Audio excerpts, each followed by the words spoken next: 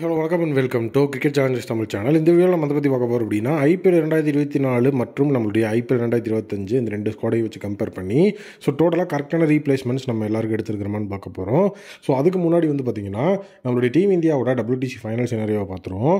WTC ஃபைனல்ஸ்க்கு team India இதுக்கப்புறம் qualify ஆகணும் அப்படின்னா இந்த BGTயை 4-1 அப்படி இல்லைனா 3-1 அப்படின்னு சொல்லி கண்டிப்பாக அந்த இடத்துல பார்த்தீங்க அப்படின்னா அவங்க வின் பண்ணி ஆகணும். அதே நேரம் இப்போது சவுத் ஆஃப்ரிக்கா ஃபஸ்ட் பேஸுக்கு போயிட்டதுனால அவங்க BGTயில் 3-2 அப்படின்னு செய்து எங்கேயாவது முடிச்சாங்கன்னா ஸ்ரீலங்காவை பார்த்தீங்கன்னா நம்பி தான் நம்ம இருக்கணும். டோட்டலாக 4-1 3-1 ஏதாவது ஒரு இடத்துல செட்டில் ஆகலைன்னா மற்ற டீம்ஸை நம்பி நம்ம இருக்கிற மாதிரி தான் இருக்கும். சப்போஸ் அந்த BGT 2-2 முடிஞ்சது அப்படின்னா ஸ்ரீலங்கா ஆஸ்திரேலியாவை 2-0 அப்படின்னு வின் பண்ணணும். அதுக்கு வாய்ப்பே கிடையாது.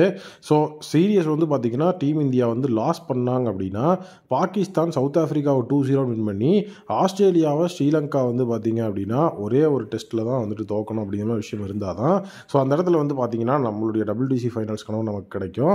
இப்போ ஃபஸ்ட்டு விஷயம் 4-1 3-1 அப்படிங்கிற மாதிரி சுச்சுவேஷன் நடந்துருச்சுன்னா நம்மளே ஜாலியாக குவாலிஃபை ஆகிடலாம். இதுதான் சுச்சுவேஷன். நெக்ஸ்ட்டு இப்போ பிளேயர்ஸோட அந்த ரீப்ளேஸ்மெண்ட்ஸை பார்ப்போம். ஃபஸ்ட்டு பிளேயர் யாருன்னா Faf du Plessis. Faf du பிளஸஸை பொறுத்த வரைக்கும் அவர் தான் RCBயோட கேப்டன். அது மட்டும் இல்லாமல் RCBயோட பிரைமரி ஓவர்சீஸ் ஓப்பனிங் பேட்ஸ்மேன் அப்படிங்கிற அந்த ஒரு ரோலில் இருந்தார். டோட்டலி RTM அப்படிங்கிற விஷயம் இருந்தும் அந்த இடத்துல ஃபாஃப்க்கு அவங்க யூஸ் பண்ணல. ஃபாஃபோட இடத்துல அவங்க எடுத்தது ஃபில் சால்ட். டோட்டலி அதே இடத்துல ஆடக்கூடிய ஓவர்சீஸ் டாப் ஆர்டர் பேட்ஸ்மேன், நல்லா அதிரடியாக ஆடக்கூடியவர். T10 லீகில் நல்ல ஒரு பெர்ஃபார்மன்ஸை கொடுத்துட்ருக்கிறாரு. கண்டிப்பாக எஃபெக்டிவான ஒரு பிளேயராக இருப்பார் அப்படிங்கிற எந்த டவுட்டும் இல்லை.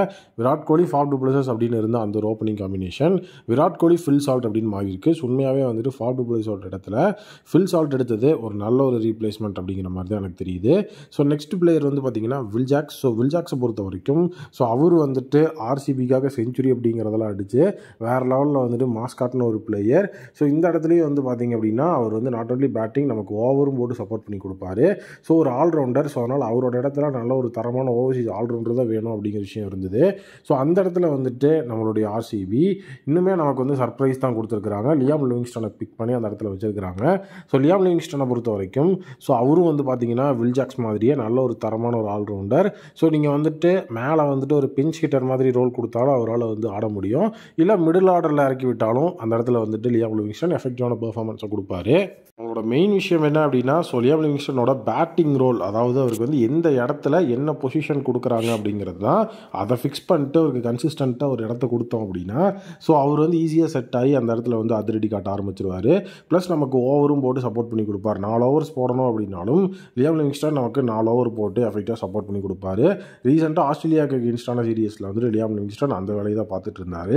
ரொம்ப எஃபெக்டிவான ஒரு பவுலர் கம் ஆல்ரவுண்டர் அப்படிங்க இருப்பார். வில் ஜாக்ஸோட இடத்துல நல்ல ஒரு ரீப்ளேஸ்மெண்ட்டாகவும் இருப்பார். நெக்ஸ்ட் பார்த்தீங்கன்னா தினேஷ் கார்த்திக் இப்போ RCBயோட மேனேஜ்மெண்ட் சைட்குள்ளே போயிட்டதுனால DKவோட இடத்துல எனக்கு பார்த்தீங்கன்னா நல்ல ஒரு இந்தியன் விக்கெட் கீப்பர் ஃபினிஷர் அப்படின்னு சொல்லி ஒரு 3 டைமென்ஷனல் பிளேயர் தான் தேவைப்பட்டது. அந்த இடத்துல எல்லாருமே எதிர்பார்த்தது DKவோட இடத்துல சும்மா ஏதோ ஒரு பிளேயர் எடுத்து வச்சுருவாங்க அப்படின்னா. பட் ஆனால் பார்த்தீங்கன்னா அந்த 3 டைமென்ஷனல் பிளேயரை அப்படியே அசால்ட்டாக தூக்கியிருக்கிறாங்க. ஜிதேஷ் சர்மா அப்படின்னு சொல்லி. ஜிதேஷ் சர்மா டோட்டலாக பார்த்தீங்கன்னா எஃபெக்டிவான விக்கெட் கீப்பர் ஃபினிஷர். அது மட்டும் இல்லாமல் இந்தியன் பிளேயர் அப்படிங்கிற அந்த ஒரு ஆப்ஷனும் உள்ளே கொண்டு வந்துடுவார்.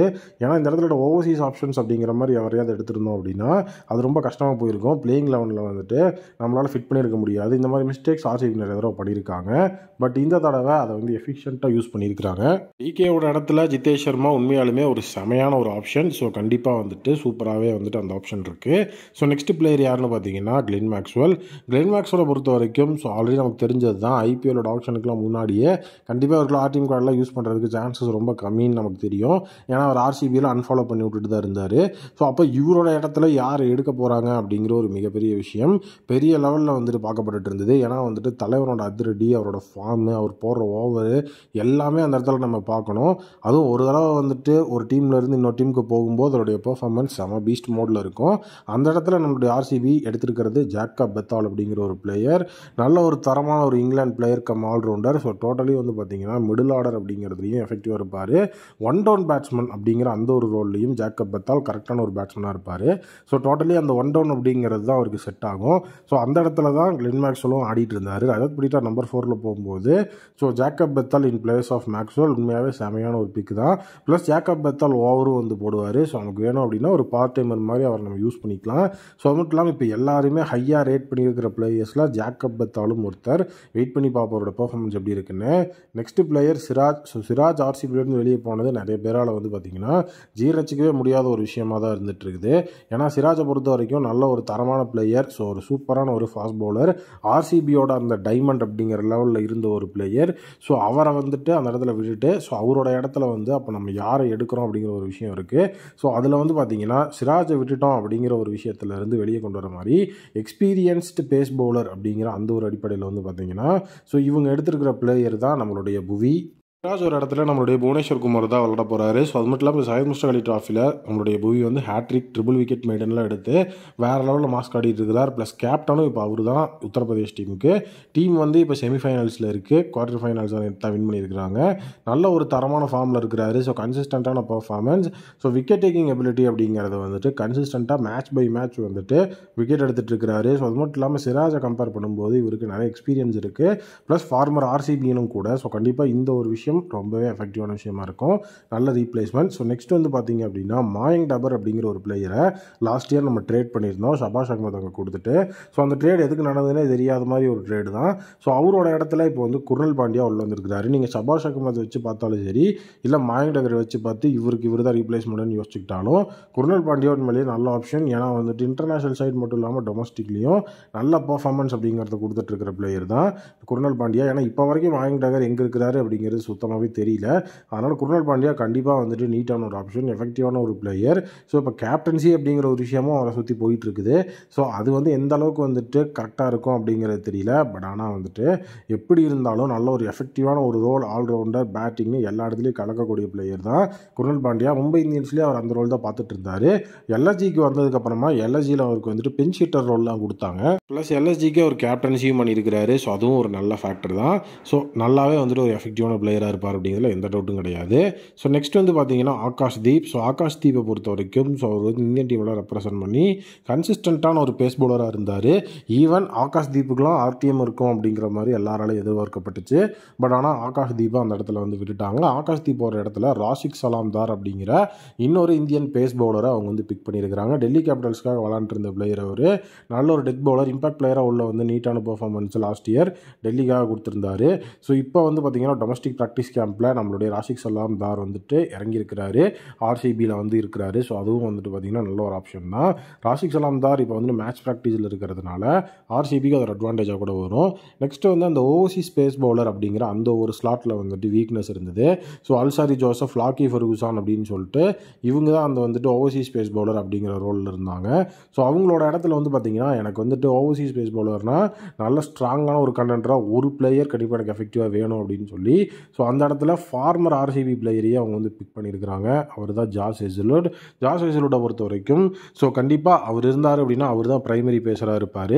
அதுக்கப்புறம் தான் மற்ற பிளேயர்ஸ் எல்லாம் உள்ள வர முடியும். ஏன்னா ஆஸ்திரேலியாவோட பிரைமரி பேசர் அப்படிங்கிற அந்த ஒரு அடிப்படையில் அவர் தான் இருக்கிறாரு.